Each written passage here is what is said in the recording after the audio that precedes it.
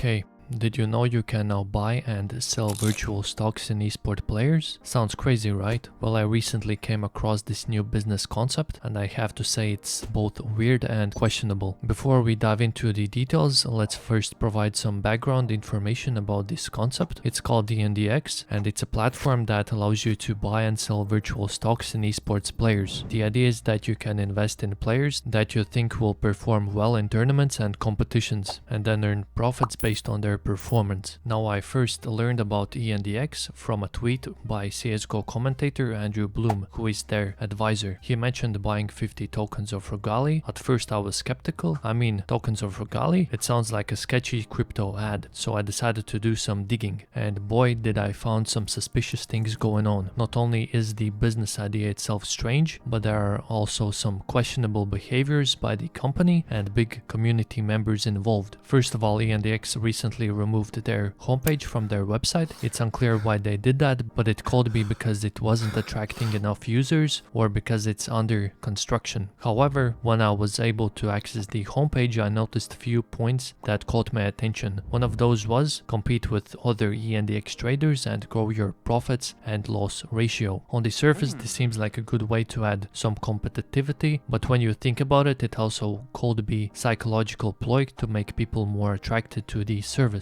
Here's the problem. This trading platform includes leaderboards that can encourage users to compete with each other and try to improve their profit-loss ratios in order to increase their rankings. This is unethical and could be potentially harmful for the consumer. It could encourage users to take on unnecessary risks in an effort to improve their rankings, which could lead to financial losses for those who are not prepared to handle such risks. Furthermore, if their company claims that this is just a trading game for entertainment purpose only, why are they involving competition that involves people's money and taking risks without visibly disclosing risks to the customers? Okay, that's the homepage. When you go to the dashboard, you're greeted with players, their prices, volatility percentages, and price charts. Scrolling down, you can see IPOs. We'll get back to that in a minute, but first let's go to the leaderboard. Scrolling through, we will find our friend Anders, who is ranked 24th on the leaderboard. If we check out his profile, we can see that he holds Rogali's virtual stock, which is pleasing to say that he has bought. It's also worth noting that he owns Automatic's virtual stock, even though it hasn't even IPO'd yet. Future me speaking, I had a conversation with Anders and Anders told me that Automatic was actually listed and in a short period of time got delisted afterwards. Said that it might get fixed when ENDx will move out of open beta. So basically those items they actually don't own, even if it appears that they do. We also see that numbers of British users own more than one unreleased player, and one person owns Messi from Fnatic, which hasn't even been announced. There is no excuse for these players to be publicly visible on the platform and be on users' account. Now let's talk about IPOs. Recently Happy had an IPO. Someone decided to sell 100 and 340 shares, even though only 50 were bought. Yet the price spiked up $20. I was quite confused, but it appeared to be just a natural owner of shares just decided to sell at $20. Additionally, the company does not let you see how many shares are available in the circulation. This lack of transparency is concerning and leaves room for the company to possibly manipulate the supply and give any user any amount of shares. It's important for a business like this to be transparent in order to build trust with consumers and ensure fair play. One thing that stood out to me was their use of blockchain. If their system really runs blockchain, then why is there no transparency or public records of transactions? I thought using blockchain was to let users to see all the transactions, yet I couldn't find that possibility. The buying and selling process is also questionable. Their market commissions is a whopping $2 and $1 for limit purchase. That seems like an anti-consumer behavior to me, and the price of players is highly volatile, going from $2 to $4 and back again, which shouldn't be happening in a real market. But the real issue with owning virtual stocks of players is that you don't own the players. You're just buying numbers of related player names. They claim that the price will move based on players' performance and that it's all just an interactive game. But who in their mind will take this service as a game or entertainment? It's an investment at the very least. It's like saying roulette is only for entertainment purpose. The player stocks also have no intrinsic values. At least with stock market you can own shares in company and potentially receive dividends. But this trading platform is all based on speculation and uncertainty. The company has mentioned mentioned that they have plans for use of these owned stocks, but it remains to be seen what they'll come up with. When I checked their recently made Discord, they claim that the platform is powered by passion, knowledge and skill. They claim that you can use your esports knowledge to buy low and sell high is also questionable, but how can their product provide value when the commissions are so high, they're not transparent and the future of the business is uncertain? How does esports knowledge give you an advantage in players you don't really own? And how does one player's performance realistically impact the price of their virtual stocks? It all sounds like a false reality to me. Also, they claimed this trading game is only meant for entertainment. This is generally considered unethical and anti-consumer if it involves risks of losing money, speculation and investment. This is because not adequately disclosing the risks involved could lead to consumers to make decisions about participating in the business that they would not have made if they have been fully informed about the potential risks and uncertainties. It's also important to be transparent and honest with your customers about the nature of the product and the service and accurately represent the risks and potential outcomes not only in your TOS but outside that as well. ENDx Go Limited, the company behind the website, is registered in the British Virgin Islands. This makes it difficult to get any information on the company's ownership or employees. However, we do know that their parental company ENDx Technology Limited is based in the UK and was founded by Miles Lapson and Casper Cruz Peterson. It's not surprised that they have so many connections with Danish people and organizations as well as large number of British users, which is completely fine apart from the fact some of the players have shares they shouldn't be having. In a recent press release, ENDx claimed to have senior advisors on their team, including Lars Olsen, Jannik Malling, Morten Peterson and Anders Blom. However, Anders Blom is not a former professional CSGO player as ENDx claims, but rather caster. So who is involved with the ENDx platform? The company has partnered with 3 organizations: Heat, Copenhagen Wolves and Tricked, both Danish organizations, and they have very close connections with each other, which is completely fine to have. It's clear that ENDx is trying to build strong connections in the industry, which could be good for their growth. In conclusion, while the concept of buying and selling virtual stocks in esports players may seem interesting and could have potential if the right decisions are made, there are numbers of questionable practices, from the lack of transparency, high commissions and uncertain future, and unethical behavior by the company. It's clear to me that for now this platform is not a safe investment for esports fans. Also keep in mind this platform is in beta, so things can change for better. So I hope you found this video informative and helpful. Let me know what you think in the comments below. Peace.